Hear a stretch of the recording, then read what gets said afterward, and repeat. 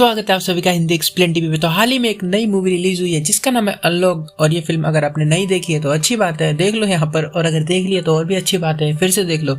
ये है ली नामी। और नामी जो होती है बहुत एक प्यारी सी लड़की होती है जो अपने जैसे ही ना दिन भर mobile, Insta and other social app को यूज करती रहती है। कहीं भी जाती, खाते पीते कुछ भी करते हुए ना हमेशा ये ना सोशल मीडिया पे एक्टिव रहती है और मतलब अपनी तरह होती है बिल्कुल। और एक रात पार्टी से घर जाते वक्त ना इसका फोन बस में गिर जाता है क्योंकि ये सो रही होती है।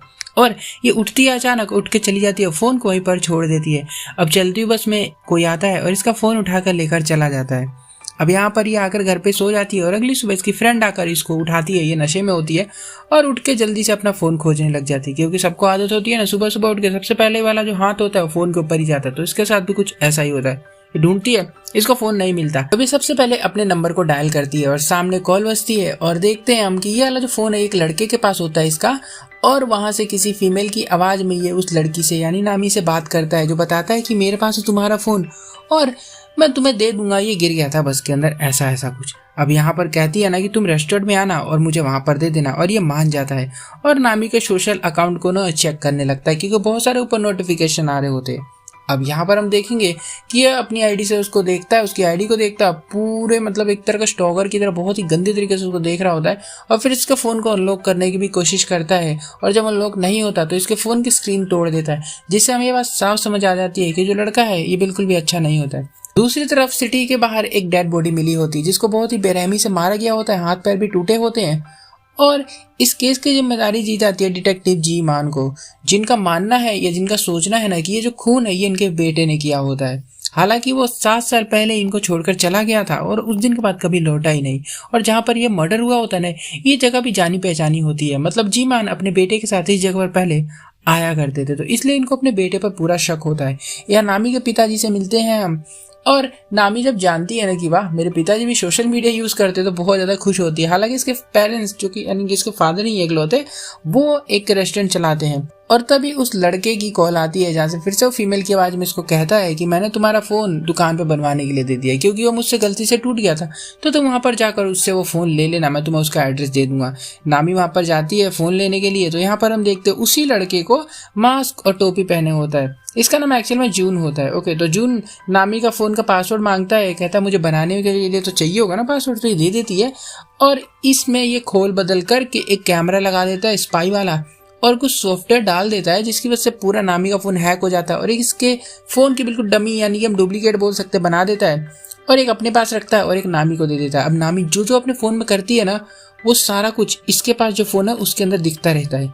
अब नामी अपना फोन लेकर यहाँ से चली आती है और जून इसे यहाँ बैठे बैठे देख रहा होता है कि वो क्या कर रही है उस कैमरे में से। अब एक दिन ये नामी के रेस्टोरेंट में आ जाता है और ड्रिंक मांगता है और नामी की इसे पूरी जानकारी है कि वो क्या करती है, क्या पसंद है उसको, क्या नापसंद है, और सारी चीजें, क्योंकि उसका फोन को सब कुछ तो देख ही चुका ये। बस फिर क्या था, 2 मिनट में उसको इम्प्रेस कर देता है, बातें होने लगती है। और अब रात दिन जून इस पे नजर भी रखने लग गया होता है। यहीं पर वो एक लड़की की फोटो भी देख रहा होता है और ऐसा मालूम पड़ता है ना कि जून ने इसको मार दिया और ये वही लड़की होती जिसकी डेड बॉडी हमें थोड़े टाइम पहले देखने को मिली थी। अब नेक्स्ट टारगेट पता है नामी होती है जिसको ये मारने वाला है। इधर नामी की लाइफ बहुत अच्छी चल रही होती है, इसकी सैलरी भी डबल हो गई होती है। हालांकि इसकी बॉस ने कहा है कि तुम ये बात ऑफिस में किसी को भी मत बताना कि मैंने खाली तुम्हारी ही सैलरी बढ़ाई है। और जून इसके घर में घुसकर तलाशी ले रहा होता है। डिटेक्टिव जी मान भी खोजते खोजते जून के अड्डे पर आगे होते हैं और हम जान पाते हैं कि जून ही इनका बेटा है एक्चुअल में, जैसे हमें पता है। और वो 7 साल पहले घर से गायब हो गया था, भाग गया था। और यहाँ पर घर में उस मरी हुई लड़की की फोटो और एक नेल पेंट का वो मिलता है जो नखून को कलर करते हैं, और वो डेड बॉडी का भी सेम इसी कलर का था। तो यहाँ पर ये बात कंफर्म हो जाती है कि इसने उसको मारा था। जून बाहर आ गया होता है, अपने फादर को देख रहा होता है और घर में लड़की के नेल पेंट भी हैं, तो भाई पक्का तो हो ही गया होता है। तो जून जल्दी से बाहर शोर करता है। जब ये डिटेक्टिव बाहर जाते हैं तो अंदर घुसता है और सारे सबूत को बर्बाद करता है और यहाँ से भाग जाता है नामी के रेस्टोरेंट में। यहाँ इसके फादर से मिलता है और कहता है मैं तो यहाँ हमेशा आता जाता रहता हूँ। नामी के फादर समझ गए होते हैं कि झूठा है ये, क्योंकि इनके रेस्टोरेंट भाई कौन आता कौन जाता उनको पता है। तो ये नामी से कहते देखो उस लड़के से दूर रहना, वो 1 नंबर का झूठा है। पर नामी पर कोई असर नहीं पड़ता, इसके मन में तो तितलियां उड़ रही होती है। वो अपनी फ्रेंड से भी बताती है कि मुझसे मिलने एक क्यूट सा लड़का आया जाया करता है। जून ये सब देख रहा होता है एक्चुअल में फोन के अंदर से। यहाँ डिटेक्टिव उस मरी हुई लड़की की मोम से मिलने आए होते हैं और ये बताती है कि मेरी बेटी का फोन अचानक खो गया था और फिर उसको एक रिपेयर शॉप पर उसका फोन मिला और उसके बाद अजीब अजीब चीजें हुई और वो मर गई। और हम देखेंगे कि वही सेम चीजें हो रही हैं जो कि नामी के साथ भी अभी हो रही हैं। यहाँ पर जून नामी के फादर को मार के उनको किडनैप कर लेता है और उन्हीं के घर में रहने लगता है। यहाँ पर मैं बता दूं कि नामी अपने फादर के साथ नहीं रहती बल्कि उसके फादर यहाँ और वो किसी और घर में रहती है।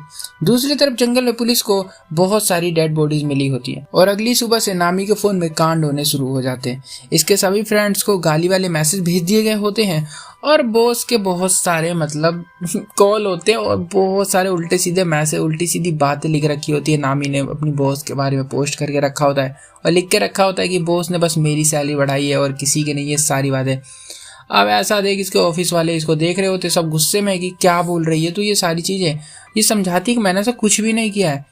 बॉस की तो इसकी भाई सुनती नहीं है, वो धक्का मार के उसको काम से निकाल देती है। मैंने तुझे मना किया था किसी को बताना नहीं हो, तू मेरे बारे में उल्टी उल्टी बातें लिखेगी हैं। अब बेचारी नामी की नौकरी भी चलेगी। अपनी बेस्ट फ्रेंड के साथ पुलिस स्टेशन जाती है, कहती है मेरा फोन हैक हो गया, रिपोर्ट करना है मेरे को। पुलिस रिपोर्ट लेने से साफ मना करती है, केस चाहिए ही नहीं, कहते कि ऑनलाइन फ्रॉड है, हम कुछ नहीं कर सकते। तो दोनों यहाँ से बाहर आती है।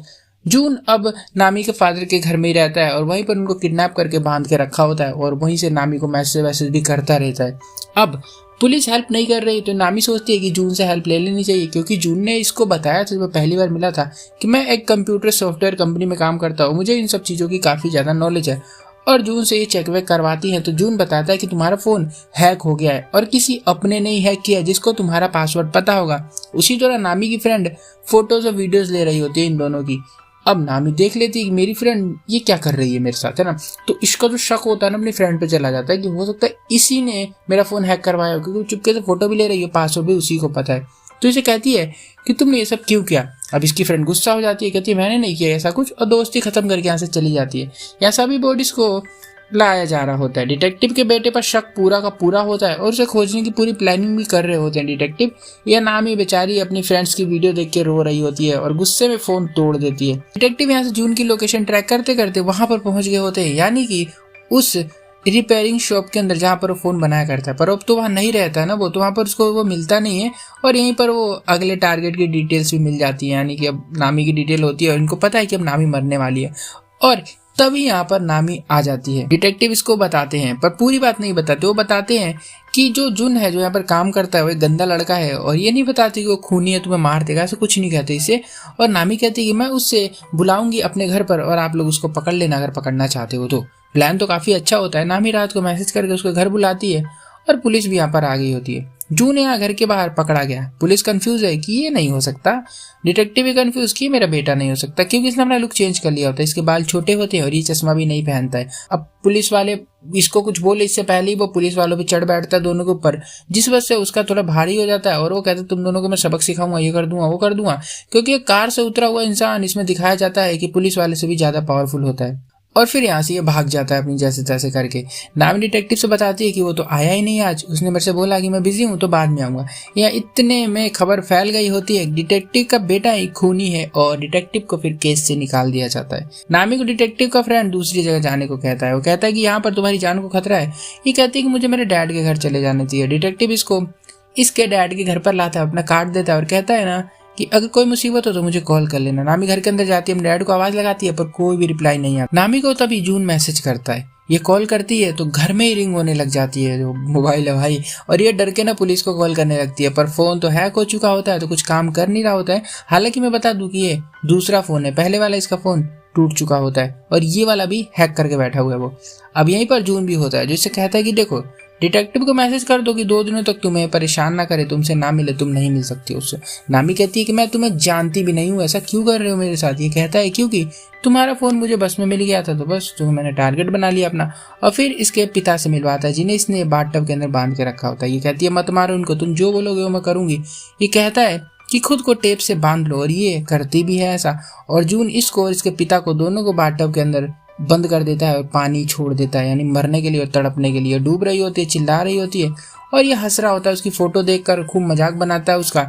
एक तरह का साइको होता है, दिमाग से खत्म होता है बिल्कुल ये।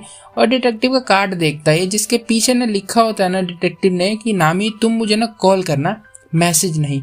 और इसने तो नामी से मैसेज करवा दिया होता है और पुलिस समझ गई है यानी डिटेक्टिव कि ये तो मुसीबत में है, तो जल्दी से वो बाहर आगे होते हैं और अंदर आते हैं डिटेक्टिव और कहती है तो मेरा बेटा नहीं है। दूसरा ऑफिसर नामी को इतने में बचा लेता है। जून कहता है कि मैं तुम्हारा ही बेटा हूँ, मुझे पहचानो मेरे प्यारे पिताजी। पर डिटेक्टिव बहुत मारते हैं इसको।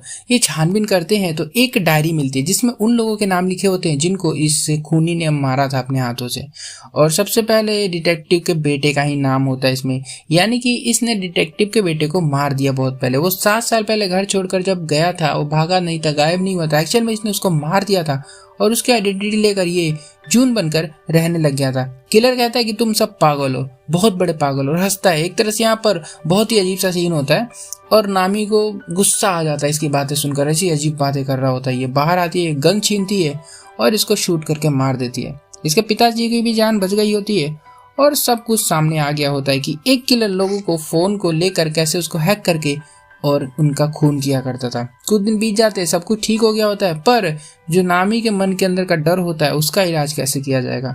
कोई इसकी वीडियो बना रहा होता है रेस्टोरेंट के अंदर, नामी उसको देख रही है, शायद सच में कोई इसकी वीडियो बना रहा होता है या ऐसे जस्ट रैंडम कोई वीडियो बना रहा है, और नामी कुछ ज़्यादा ही सोच रही है क्योंकि वो काफ़ी डरी हुई है कि कहीं फिर से वैसा ना हो जाए मेरे साथ, और फिल्म यहाँ पर खत्म हो जाती है।